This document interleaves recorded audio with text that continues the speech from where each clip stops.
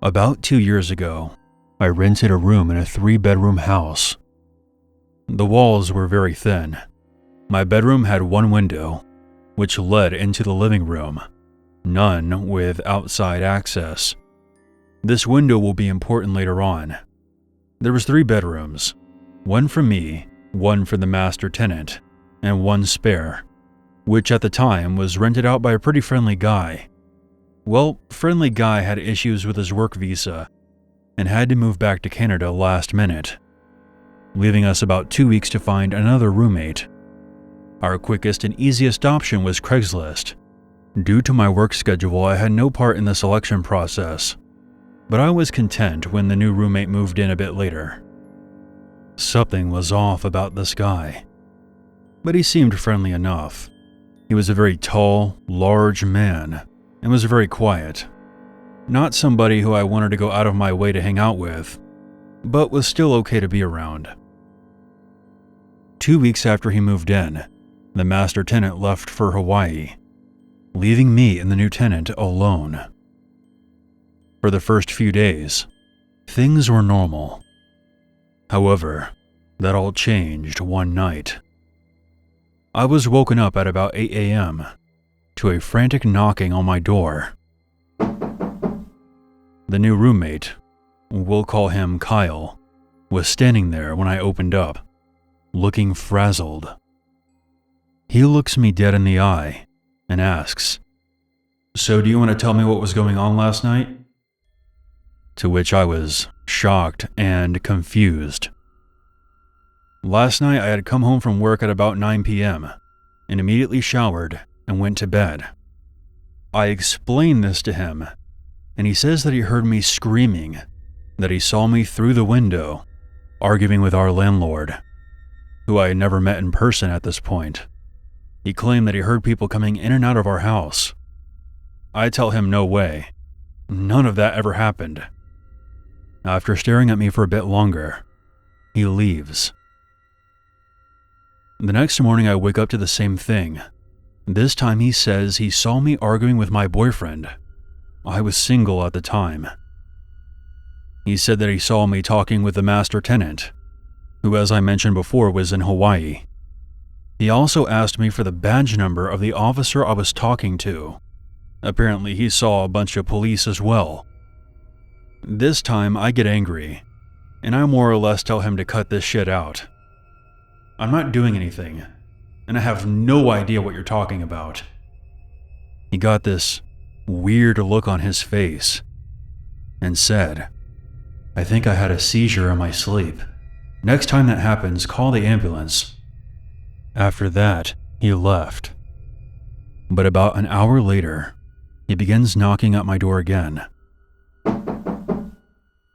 When I open up, Kyle repeats the same exact story, verbatim. I tell him to leave me alone, and then I left for work.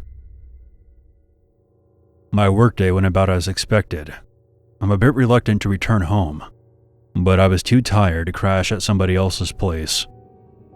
Big mistake.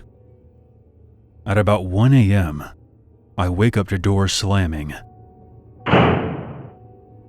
Kyle is pacing back and forth between his bedroom and the living room, then to the front door, walking in and out of each room, turning the lights on and off, mumbling angrily to himself.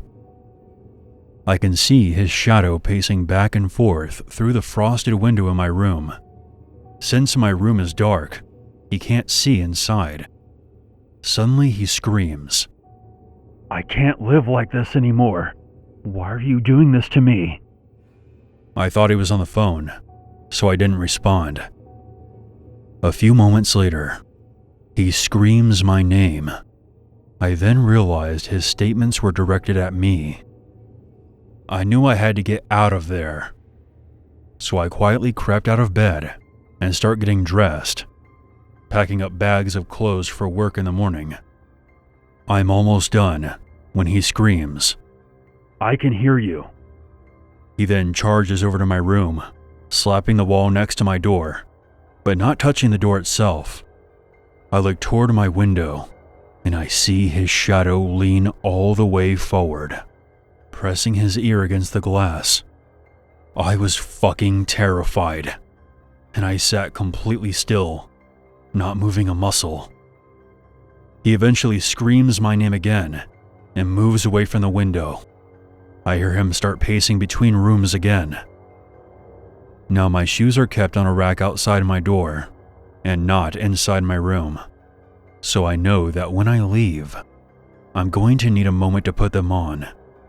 I decided to wait until he was back in his room, at which time I plan to grab my shoes, put them on, and run. As I'm formulating this plan, the pacing stops. He then screams, "Do you want to fight about this? Come on out right now, and we'll fight, I swear to God." Now, I am a very small girl, and only 5 feet tall. This guy is easily 3 times my size, so I'm definitely not looking to fight. After a few minutes, he turns off all the lights, and I hear the door to his room open and close, followed by silence. I wait for a moment to be sure I can't hear any movement, and then I decided to take my chance. I took a breath and opened my door quickly, then stepped out and grabbed my shoes, before looking up a second later to see him standing there in the dark hallway with nothing but a pair of boxers and socks on.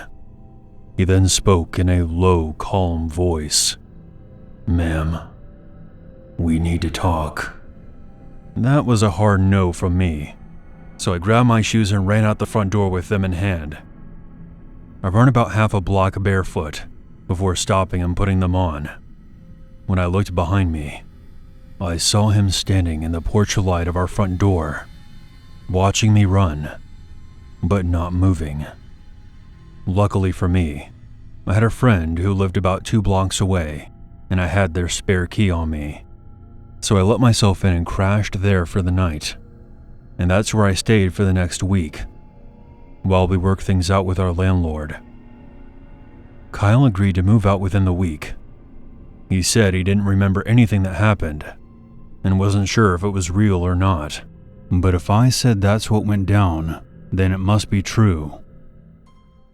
The day Kyle left, he sent me a photo of the house keys sitting on the table, along with a message that said, "I'm out." I take a friend over there with me to scout it out, and to make sure he actually left.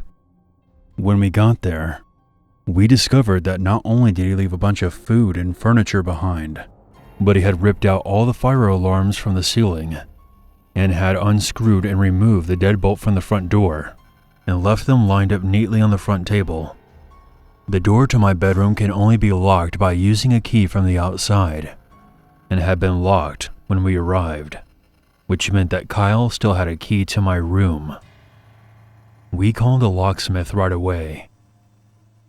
Even after the locks were changed, I was still terrified to stay there alone, and never went to sleep at night without barricading the doors with chairs and other furniture. To this day, I still fear for his safety. He obviously had some kind of psychological condition, but I also wonder what could have happened to me if I hadn't been as lucky as I was.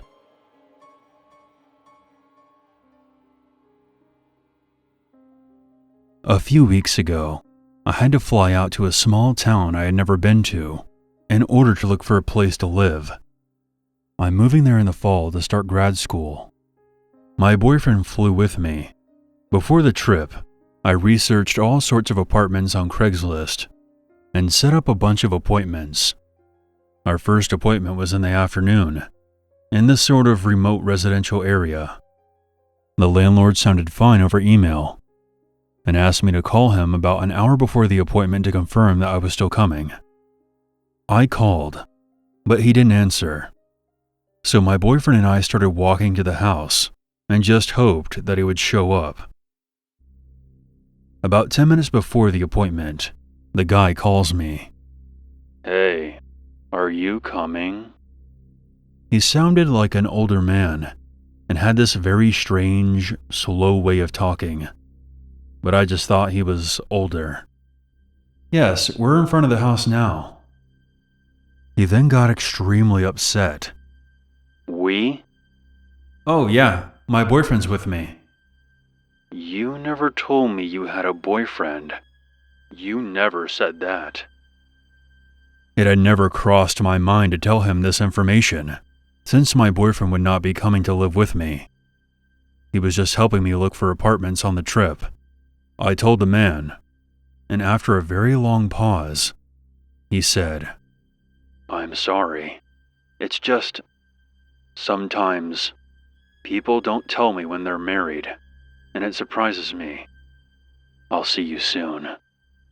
He then hung up. I told my boyfriend about what the man said, and he was immediately weirded out. He wanted to leave. But there were slim pickings in terms of real estate, so I stupidly said that we had to stay, in case this was the place.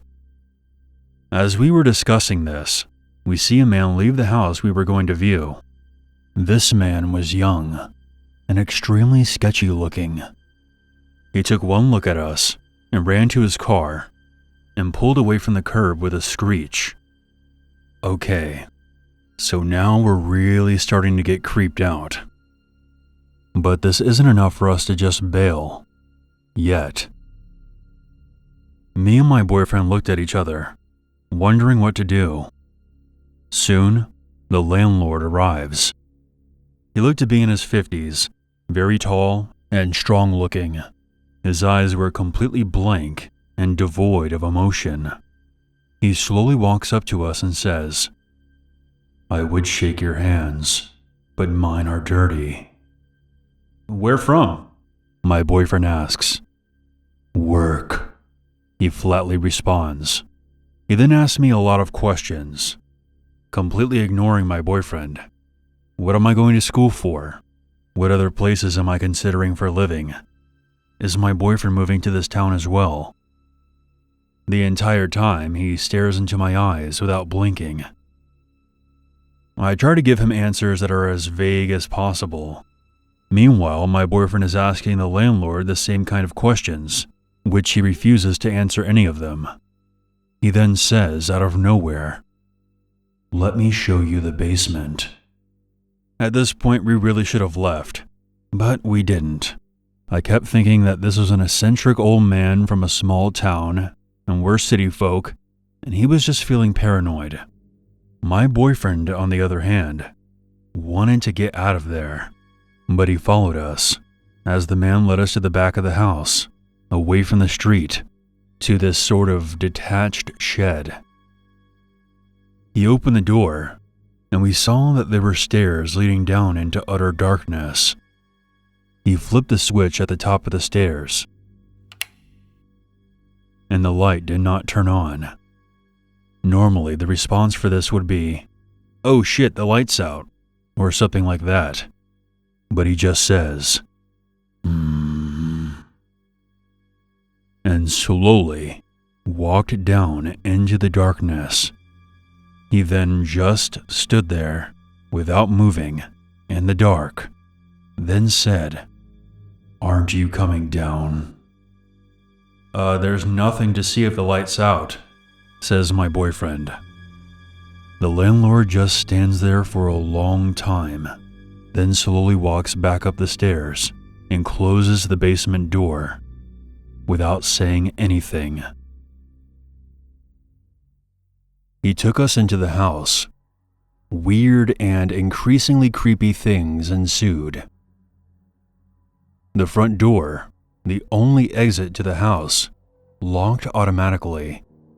When my boyfriend tried to fiddle with it, the man became very upset and told him to leave it alone. He managed to get it open secretly, though. The man kept trying to box us into small rooms and kept reaching his hands into his pockets, only to take them away when he caught us looking. On Craigslist and in person, the man claimed that there was a grad student already living in the house, but the evidence of that seemed arranged. There were neat piles of generic textbooks on the table, but not things a 20-something-year-old might read. There was a bowl of fruit on the table, but there was no other food in the fridge or pantry, or even utensils. There were maybe 3 t-shirts in the closet, and the landlord couldn't say what school he went to or how long he had been renting the house. Finally, the man had showed us every single room except for one. He claimed that the one he refused to open for us was just the attic, and we didn't need to see anything up there. He gave us several reasons when we inquired. It was unfinished. There was furniture up there. It would smell bad. The last one I believed, because when I stood near the door, it smelled terrible. After a while, we made our excuses and got out of there. The man walked us out, then got into his car, but when he thought we had turned the corner, he exited his car and slowly sauntered back into the house. My boyfriend, fixated on the idea that there was something off about this guy, Googled him that night. We found out 3 things. That he was a pillar of the community, known by a lot of the townspeople.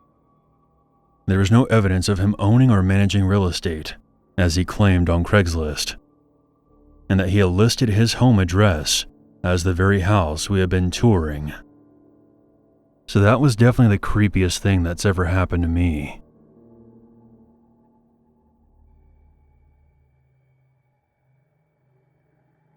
When I was 21, I transferred to a college in San Francisco. I checked out a room for rent on Craigslist. It was a really nice 2-bedroom apartment. It was cheap rent and close to campus, so it was the ideal spot. The girl who lived there was 29, and her name was Beth. She was tall and wide, had jet black hair, and wore pale makeup. She seemed nice, although a bit quiet. She seemed to like me, and agreed to allow me to move in. So far, so good. My first night there, we went out for pizza, and that's when I could tell that there was something a bit off about her. Throughout dinner, she kept telling me how much I looked like Shia LaBeouf. I didn't know what to say, so I just shrugged it off with a, thanks? I mean, I look nothing like Shia LaBeouf, so it didn't make any sense to me. When we got back home, she asked me if I had seen her room yet. I said no, and she took me to see it. Her walls were covered in posters of Shia LaBeouf. She even had printed out photos of him all over her mirror. She owned all of his movies. I didn't know what to make of it. This was creepy. The whole night she had been saying that I looked like him, and now it's obvious to me that she's obsessed with the guy. A few weeks pass, and I don't really see her that much. She would come home from work and practically run into her room. But sometimes at night, I would hear this creepy high-pitched giggling through the walls.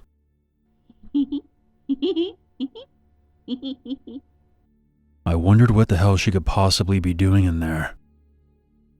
Occasionally she would come out and talk to me for about 2 minutes, and would always be slurring her words, so I suspected she was drinking a lot.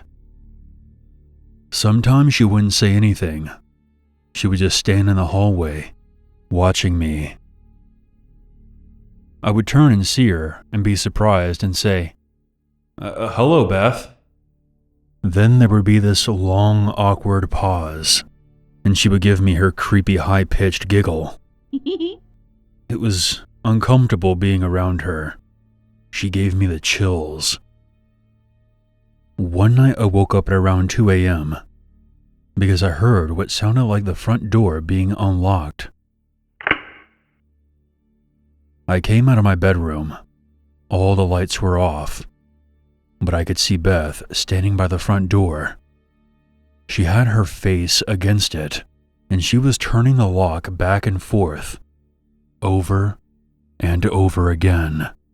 Every time she turned the bolt, she mumbled my name. Max Baker. Max Baker. Max Baker. Seeing her standing in the dark, mumbling my name, really freaked me out. And it doesn't help that she kind of looks like a bigger version of the girl from The Ring. I just quietly went back into my room and tried to get some sleep.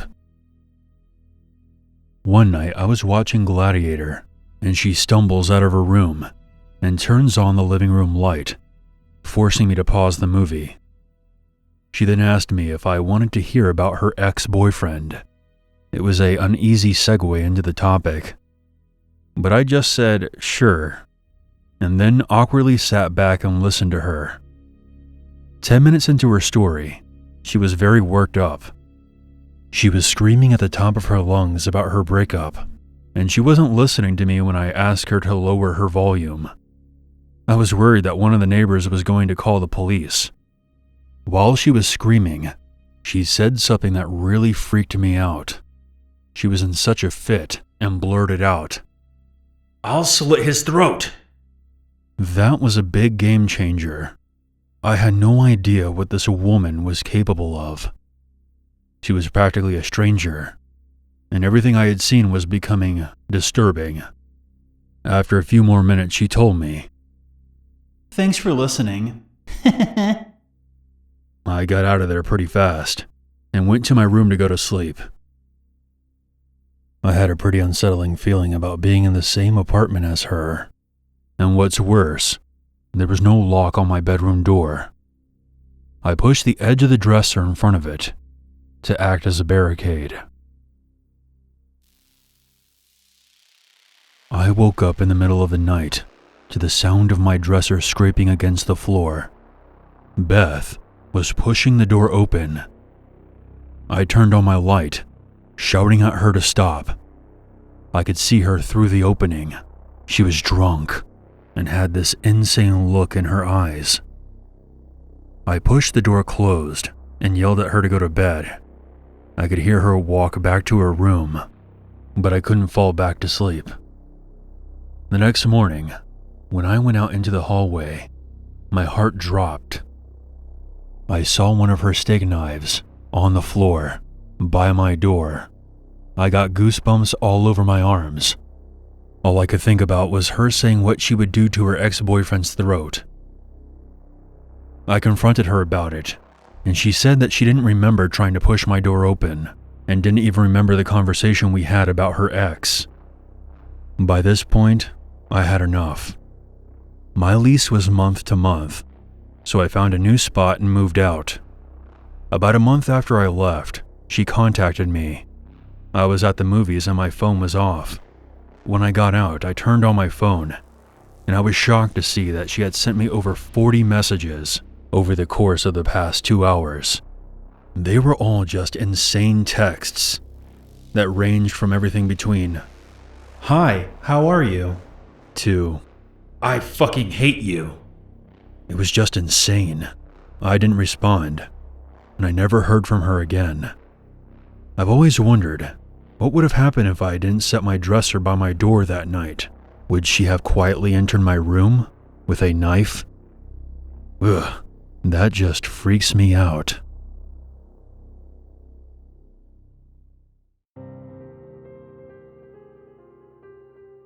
Hey everyone, this is your Uncle Unit. Thank you so much for checking out my video. If you have a story that you would like me to narrate on this channel, please send it to my email, unit522submit@gmail.com. Make sure you hit the subscribe button so you don't miss out on any future content. And if you would like to support this channel even further, you can check out my merch store. There's a link for that in the description. I look forward to hearing from you, and I hope you stay tuned for the next video. Until then, never forget.